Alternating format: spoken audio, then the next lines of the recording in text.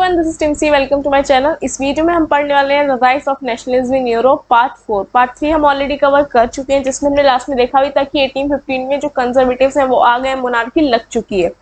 और साथ ही साथ में हमने देखा भी था कि जो भी लोग उनके खिलाफ कुछ बोलते हैं तो कुछ ना कुछ कड़े कदम ले लेते हैं और वो एक्टिविटी तुरंत बंद करवा देते हैं और सेंसरशिप भी लागू हो चुकी है। और ये सब कुछ होता है 1815 में। और इसी सब के चलते देख जो लिबरल नेशनलिस्ट होते हैं वो अंडरग्राउंड में जाते हैं, क्योंकि अभी कुछ कर तो पा रहे नहीं होते हैं। अगर कुछ करते हैं तो कोई ना कोई कड़ा कदम उधर से उठा लिया जाता है कंजर्वेटिव्स की तरफ से।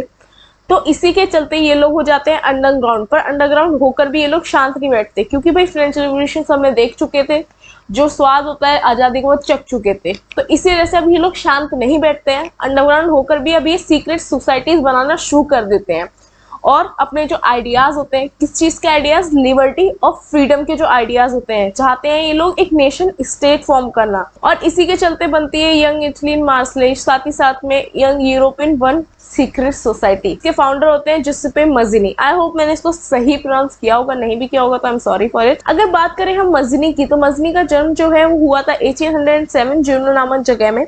साथ ही साथ में एक मेंबर भी रह चुके हैं एक सीक्रेट सोसाइटी के, जो कि थी कार्बनरी की। 24 साल की उम्र पे इनको एग्जाइल भी किया गया था, क्योंकि इन्होंने एक रेवोल्यूशन था लिगुरिया में, उसको अटेम्प्ट किया था और इसी के चलते इन्हें एग्जाइल भी किया गया था। तो चलो ये तो बात होगी मज़नी के बारे में। मज़नी के अब विचारधारा क्या थी, मतलब ये क्यों अपनी ऐसी पार्टीज वगैरह बना रहे थे। मज़नी बिलीव करते थे कि गॉड ने जो नेशन बनाया है वो इसी चीज से चलते बनाया है, क्योंकि वो एक नेचर यूनिट है मैनकाइंड की, मतलब मानवता की एक नेचर यूनिट है नेशन, और गॉड ने इसी इंटेंशन के साथ नेशन को बनाया है। और इसी के चलते ये बिलीव करते थे कि जो इटली को इन्होंने स्मॉल पैच वर्क्स में बांट रखा है, मतलब स्मॉल स्मॉल किंगडम बना रखे हैं, तोड़ रखा है इटली को, वैसा नहीं होना चाहिए, बल्कि एक सिंगल यूनिफाइड रिपब्लिक कंट्री होनी चाहिए। और इसी वजह से ये चाहते थे कि ये जो स्मॉल किंगडम्स हैं इनका अलायंस और इटली एक नेशन बन करके आए आगे। तो ये जो मज़नी की सोच थी, इससे जो कंजर्वेटिव से बहुत हैरान परेशान थे। और इसी के चलते एक ड्यूक मेटरनिच, जो कि हम जानते हैं ऑस्ट्रियन चांसलर थे, वो डिस्क्राइब करने के लिए मज़नी को ऐसा बोला भी था कि he is the most dangerous enemy of our social order. Of our social order यहाँ पे बता रहे हैं कंजर्वेटिव्स को। तो यही सब कुछ हो रहा था और ये जो आइडियाज थे काफी ज्यादा फैल भी रहे थे। समय बढ़ता गया आगे और हमें आगे चल के देखने को मिलता है एज ऑफ रेवोल्यूशन, जो कि चलता है 1830 से 1848। इस बीच हम रेवोल्यूशन पढ़ेंगे जो जो हुए। तो सबसे पहला जो रेवोल्यूशन हुआ था वो हमारा फ्रांस में ही देखने को मिलता है। पहले भी हमें फ्रांस में ही देखने को मिला था, फ्रेंच रेवोल्यूशन वाला।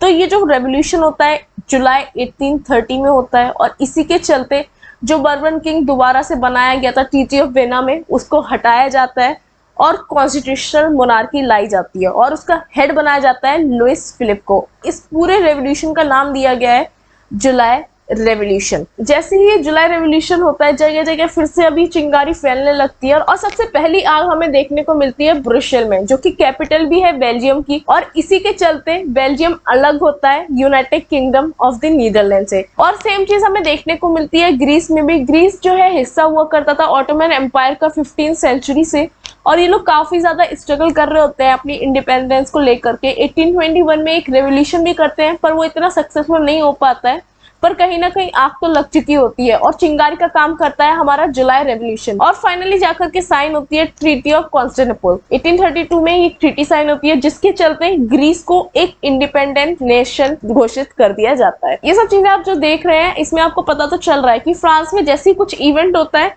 ऑल ओवर यूरोप में कुछ ना कुछ तो हलचल मची जाती है। और इसी सब के चलते मेटरनिस्ट एक बार रिमार्क भी करते हैं कि when France sneezes the rest of Europe catches cold, मतलब जैसे ही फ्रांस में कुछ थोड़ा सा भी एक लगती है आग, रेवोल्यूशन हमने पहले देखा था फ्रेंच रेवोल्यूशन में, अब जुलाई रेवोल्यूशन में, मतलब हलचल पूरे यूरोप में मच जाती है।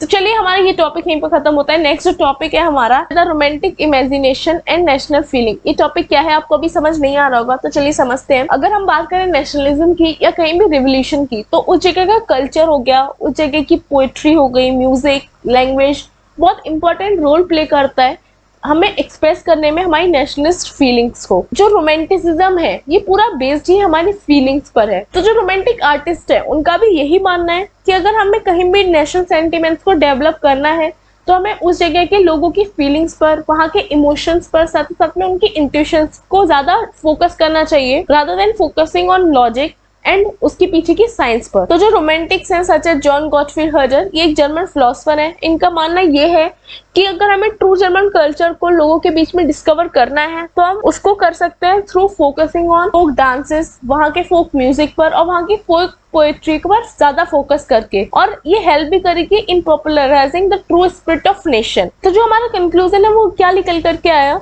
कि कहीं भी नेशन बिल्डिंग में उस जगह का फोक कल्चर, उस जगह की वर्नाक्युलर लैंग्वेज एक बहुत इंपॉर्टेंट रोल प्ले करती है। कैसे इंपॉर्टेंट रोल प्ले करती है? It helps in recovering N ancient national spirit, पुरानी जो नेशनल स्पिरिट है उसको रिकवर करने में, साथ ही साथ में लोगों के बीच मॉडर्न नेशनलिस्ट मैसेज को एक लार्ज मास स्केल में पहुंचाने पर भी एक बहुत इंपॉर्टेंट रोल प्ले करती है। बेसिकली जो इलिटरेट है उनको ज्यादा हेल्पफुल रहता है इससे समझाना। इन सब चीजों को समझने के लिए एक एग्जांपल लेते हैं हम पोलैंड का। At the end of 18th century इसका पार्टीशन हो जाता है by great powers Russia, Prussia, Austria के द्वारा, और अब जो पोलैंड है वो एक इंडिपेंडेंट कंट्री नहीं बचा। जो नेशनल फीलिंग है उसको अलाइव रखने के लिए वहाँ की लैंग्वेज, वहाँ का म्यूजिक बहुत इंपॉर्टेंट रोल प्ले करता है। इसको समझने के लिए एग्जाम्पल के साथ समझ सकते हैं। जो कैरो कर्पिंस्की है, ये अगर जब भी नेशनल स्ट्रगल होता था उसको सेलिब्रेट करने के लिए अपना ओपेरा, अपना म्यूजिक यूज करा करते थे।